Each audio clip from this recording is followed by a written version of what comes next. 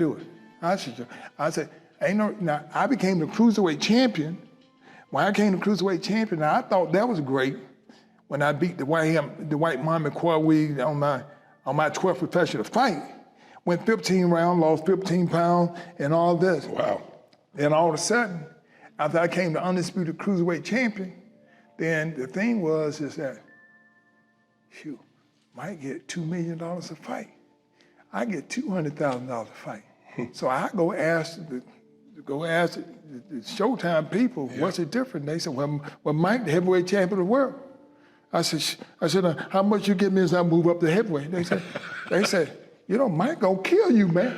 I said, no. I said, we sparred before. Yeah. Like that, and all of a sudden, when that time came, the whole big thing was, all right, you beat all these guys. So the avenue we took, it was to fight all the people that Mike fought. Yeah. And I started getting them guys, and so your confidence built even more then. You know what, my confidence built, but the decision that I made, I could stay comfortable and just be the cruiserweight champion and make that 200,000, or I could be heavyweight champion of the world and make some millions. You want to fight Mike today? Why? Mike Tyson. Why do you want to go back and have that fight? Well, the thing is, it's competition. You know, the thing in competition, that my whole thing is that, now, I only want to do it if you want to do it. Yeah, if he wants to do it, because it's the fact of the matter is that, you know, it would be fun because both people know how good we are. Yes. The whole world knows how good both you are. And then people want to know, okay, then even at this old age, who would get the best? Yeah. And so the point of the matter, you know what? I don't think that Tyson and I can get in the ring and not think about who the best. That's right. I know it's not one time in my life I'm gonna go in the ring with nobody that I ain't thinking I'm even gonna get the best. Yeah. Now I got to sit with you now. Now I really want to fight. Well, Mike has talked about, he's talked publicly about, of all the fighters he ever went, that you're one of the toughest he's ever experienced. Lennox Lewis said that. I mean, you look at the top 4 fighters, you know, heavyweights, they've all talked about how tough you are. Where's that toughness come from? My mom. I'm saying, you know, all this stuff started at a young age. When your parent wants you to be better than them, they start telling you things. I'm saying, but if they never tell you these things, then how can you be better than them? Yeah. You're going to be better if your parents start telling you, look, you don't need to make these mistakes that I made. You're going to be a lot farther.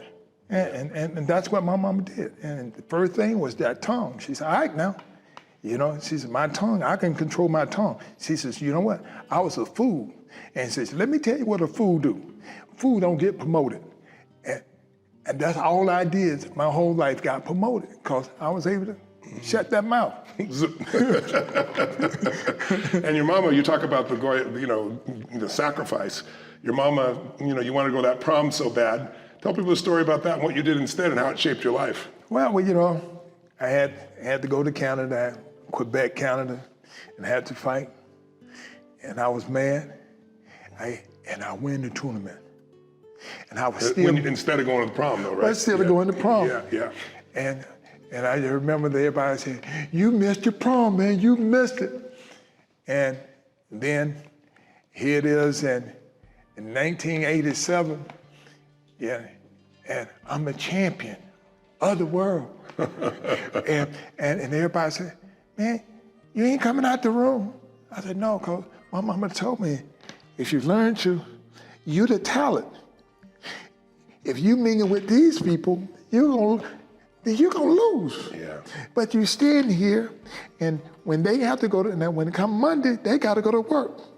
You got 2 weeks off. That's awesome. So you're looking for your advantages that what you have. She said, okay, you know. Sounds like your mom was great at getting you to see what you had instead of what you didn't have. Right. And I think most people, it's like I always tell people, what's wrong is always available, so is what's right. And your mama really guided that. What an amazing gift that your mama has been in your life. What would she be most proud of in you today?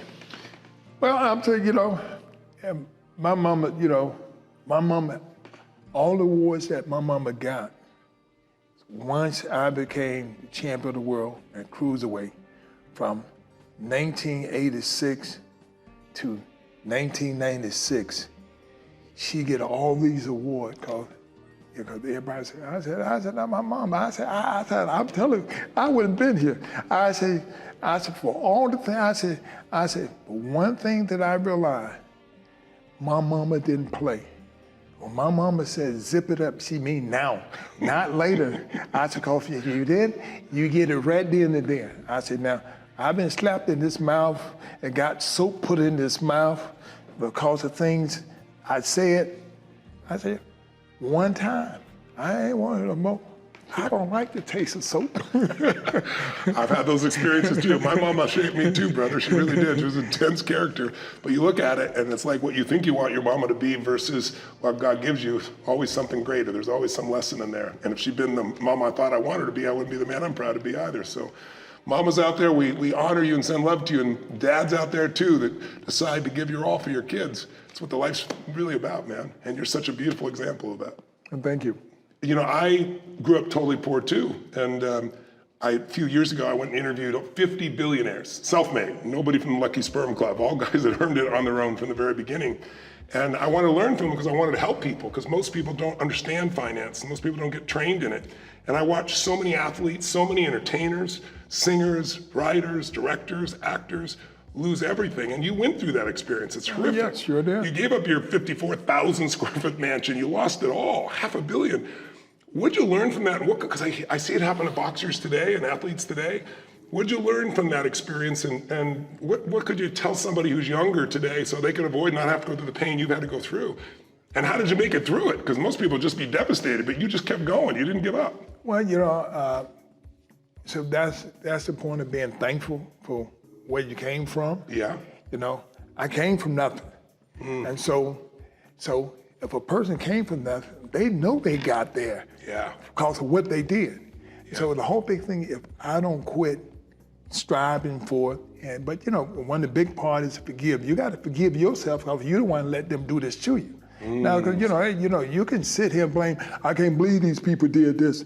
Well, if you can't believe it, then you probably still have your money. But you got to believe it because you ain't got the money. You lost everything because you believe they did what they did. Yeah. Now you got to forgive them, and you got to make some adjustments. And I made a lot of adjustments, and it's a part of life because this is what. So you saw it as your mistakes to allow them to do it to you, as opposed to I'm a victim. Yeah. They did this to me, so my life is over. You just picked it up and said, I learned from this.